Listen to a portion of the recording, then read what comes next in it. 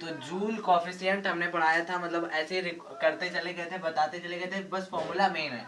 फिर आज फिर से थोड़ा बहुत बता देते हैं, उसमें रिकॉलिंग कर देते हैं कि जूल कॉफिशिएंट क्या होता है, मतलब जूल कॉफिशिएंट कैसे निकाला जाता है। जूल कॉफिशिएंट,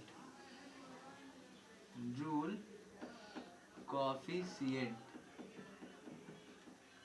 क्या लेट करना था हमें, लेट करना था u फंक्शन है हमारा, u फंक्शन हमारा v और t का, u फंक्शन हमारा u और t का। तो ऐसे ही एक फॉर्मूला होता है इसका, f फंक्शन, f फंक्शन है x एंड y का। तो फॉर्मूला हमारा खुलता है डेवर f अपॉन में डेवर x constant y dx, f upon में डेवर x कांस्टेंट, हाँ ये, फिर डेवर f अपॉन में डेवर y कांस्टेंट क्या होगा इस बार x और dy। यही फॉर्मूला यहाँ पर खोल दें, यही फॉर्मूला यहाँ पर खोल देंगे तो हमारा फॉर्मूला बनाया था हमने dt अपॉन में dv, dt अपॉन में dv इक्वल्स टू डेवर u अपॉन में डेवर v constant temperature t, d डेवर u अपॉन में डेवर p था कि डेवर t था, डेवर t था, v कांस्टेंट, और यहाँ पर माइनस था। और इसी फॉर्मूले के मदद से हमने जूल कांस्टेंट निकलवाया था, ये वहां पर 0 होता था, तो म्यू जे बराबर, जूल कांस्टेंट होता है म्यू जे बराबर रियल गैस के लिए, किसके लिए, रियल गैस के लिए। ऐसे तो फॉर्मूला ये है, और रियल गैस के लिए हमारा 0 आएगा। और यही अगर हम रियल गैस कह रहे हैं, आइडियल गैस यानी परफेक्ट गैस, और रियल गैस के लिए, रियल गैस के लिए, रियल गैस के लिए यहाँ पर उसका मान होगा जैसे ये P A अपॉन में V स्क्वायर होता है, रियल गैस का फॉर्मूला लिख रहे हैं V minus B R T, यही तो होता है फॉर्मूला। तो इसका मान जो होगा डेवर U अपॉन में डेवर V, प्रूव नहीं करा रहे, सीधे डायरेक्टली बता रहे, A अपॉन V स्क्वायर होगा, और CV बराबर होगा डेवर U अपॉन में डेवर T V कांस्टेंट। जब हमारा V कांस्टेंट होता था तभी तो CV आता था, और CV आता था तो dq is equal to M C dt में रख देते थे, और dq उस समय du के बराबर होता था, du को डेवर u लिख सकते हैं, dt को भी डेवर u लिख सकते, डेवर t, ये CV हो गया। CV का मान निकालेंगे तो यही तो आएगा, देख लीजिए CV का मान निकाल लीजिए, यह 1 है, तो CV डेवर t, CV का यहाँ से मान निकालो, ये आ जाएगा। ये मान इसमें पुट अप कर देते हैं, तो dt अपॉन dv क्या होता है, म्यूजे होता है, कोफिशिएंट का नाम सेम होगा, और यहाँ पर रख दिया ये a अपॉन में वी स्क्वायर माइनस का CV, ये नीचे आ गया v स्क्वायर, नीचे आ गया v स्क्वायर, तो फॉर्मूला बन गया माइनस a अपॉन में v स्क्वायर CV। और यही दो फॉर्मूला हमें याद रखना है, एक रियल गैस के लिए ये फॉर्मूला आता है, आइडियल गैस के लिए 0। ये अब यहाँ पर समाप्त होता है जूल कोफिशिएंट। अब जूल थॉमसन लॉ आएगा, जूल थॉमसन आ जाएंगे और केल्विन आ जाएंगे।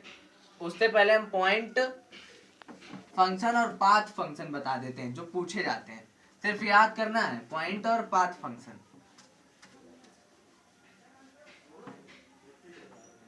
तो पहले point function, point function, point function वही होते हैं जो कोऑर्डिनेट्स ऑफ फ्रीडम, वो कोऑर्डिनेट्स जो हमने निकलवाए थे, कोऑर्डिनेट्स क्या होते हैं थर्मोडायनेमिक्स में, तो वही होते हैं points of point function, P T V S, 4 होते हैं हमारे पॉइंट फंक्शन। हमारे पॉइंट फंक्शन कितने होते हैं, 4, P T V S, P T V S, P क्या है प्रेशर, T क्या है टेम्परेचर, V क्या है वॉल्यूम, S क्या है एंट्रोपी, S क्या है एंट्रोपी, एंट्रोपी क्या होती है हीट का चेंज अपॉन में टेम्परेचर, या फिर Q बाई T, ये भी होता है, दोनों लिख सकते हैं। फिर इसको हम क्या, अब हम पाथ फंक्शन बताने जा रहे हैं, पाथ फंक्शन। पाथ फंक्शन क्या होता है, पाथ फंक्शन बताने से पहले हम इनको बारे में तो डिफाइन नहीं करेंगे, डायरेक्टली अभी लिख रहे हैं। जैसे वर्क डन है, Q है, Q मतलब हीट है, वर्क डन हीट, और internal energy F Helmholtz function है, H एंथैल्पी, और G gives energy, gives free energy. अब क्या है, हेल्महोल्ट्ज फंक्शन, हेल्महोल्ट्ज फंक्शन क्या है, हेल्महोल्ट्ज फंक्शन, ये गिव्स फ्री एनर्जी है, ये gives free energy. H enthalpy, enthalpy क्या होती है, H बराबर P plus U plus PV, और G क्या होता है, F प्लस TS। लेकिन इसके बारे में अभी नहीं लिखवाएंगे, एंथैल्पी के बारे में लिखवा दे रहे हैं, अभी इन सब के बारे में भी पढ़ाएंगे, थर्मोडायनेमिक्स के अंदर है, थर्मोडायनेमिक्स के अंदर, मतलब कि 3rd यूनिट जो पढ़ा रहे हैं, लेक्चर चल रहा है कार्नोट इंजन, इसके आगे है वो, इससे पहले काइनेटिक थ्योरी में ये। तो ये याद रखने वाली चीज है कि पाथ फंक्शन पूछ दिया, कि पाथ फंक्शन, और इसमें से ऑप्शन दे दिया, पॉइंट फंक्शन ऑप्शन दे दिया, तो क्या करेंगे, इसलिए बता दे रहे हैं। अब पाथ फंक्शन के बाद अब जूल थॉमसन और जूल केल्विन इफेक्ट पढ़ाएंगे, थॉमसन और joule kelvin effect. Joule Thomson and joule, दोनों का मीन्स एक ही है, ये एंड की जगह और भी कर सकते हैं, जूल, क्योंकि दोनों के फॉर्मूले एक ही आते हैं, केल्विन इफेक्ट, जूल थॉमसन और जूल केल्विन इफेक्ट। अब इसके लिए हमने 2 रीजन लेना पड़ेगा, 2 रीजन, जैसे अभी जूल कोफिशिएंट में जैसे लिया था, जूल फ्री एक्सपेंशन में, वैसे इसमें भी 2 रीजन, लेकिन अलग अलग रीजन होंगे इस बार, एक साथ रीजन नहीं होंगे। तो पहला रीजन हम ये लेंगे कि ऐसे होगा, ये रीजन है, छोटा बना देते हैं,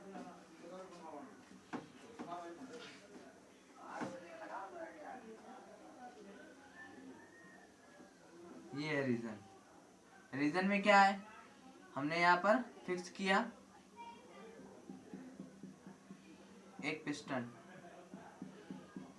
और एक पिस्टन यहाँ पर रीजन से चिपका कर ही फिक्स किया, ये रीजन की बाउंड्री है, इसी से हमने फिक्स कर दिया दूसरा पिस्टन इसी से रीजन से ही चिपका के फिक्स किया, रीजन से ही चिपका कर फिक्स किया है। और यहाँ पर क्या है, गैस, यहाँ पर क्या है, गैस। लेकिन उससे पहले हमारा जो वो उसमें पोरस प्लग होता था, जो छोटे छोटे छिद्र होते थे, वो भी लगाना जरूरी है, छोटे छोटे छिद्र, इसको बोलते हैं पोरस प्लग। और इसमें गैस रहेगी, इसमें क्या रहेगी, गैस।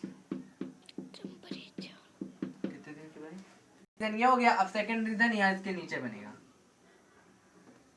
सेकंड रीजन में क्या है कि ये वाला इधर आ गया, ये इधर आने से जैसे गैस बाहर जा रही तो इसको खसकाते हुए चली गई, मतलब कि क्या हुआ कि ये हिस्सा ऐसे है, ये पोरस प्लग है,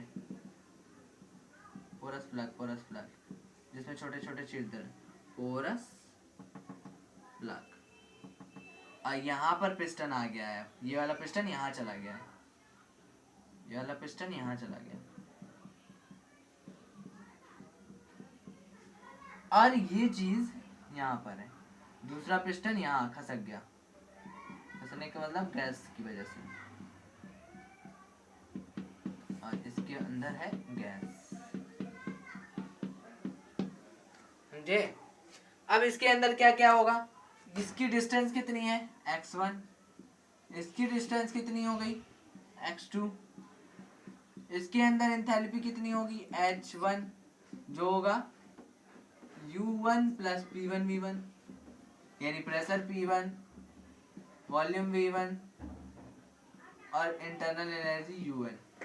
ऐसे इसमें H2 P2 V2 मतलब U2 P2 V2, यानी कि यहाँ पर pressure P1, volume V2 P2 V2 U2, ये हो गया। और ये पोरस प्लग ये खसक गया, ये X2।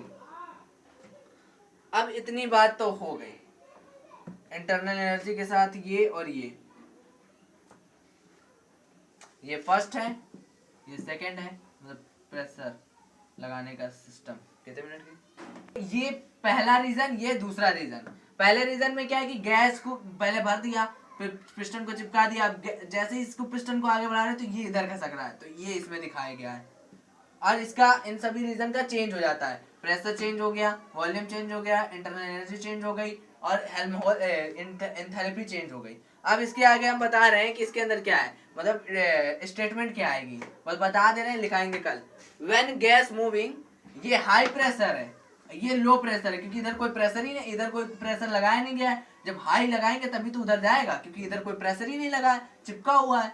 हाई प्रेशर से, यानी कि when gas moving higher pressure to lower pressure, कहाँ मूव करा रहे हैं, हायर प्रेशर से लोअर प्रेशर की ओर, to lower pressure region, higher pressure region से lower pressure region, through a porous plug. और गैस कैसे निकलेगी, इसकी मदद, मतलब इसकी मदद से गैस तो बाहर आएगी। ये अगर बंद होता तो नहीं निकलती, छिद्र है तभी तो गैस निकलेंगी।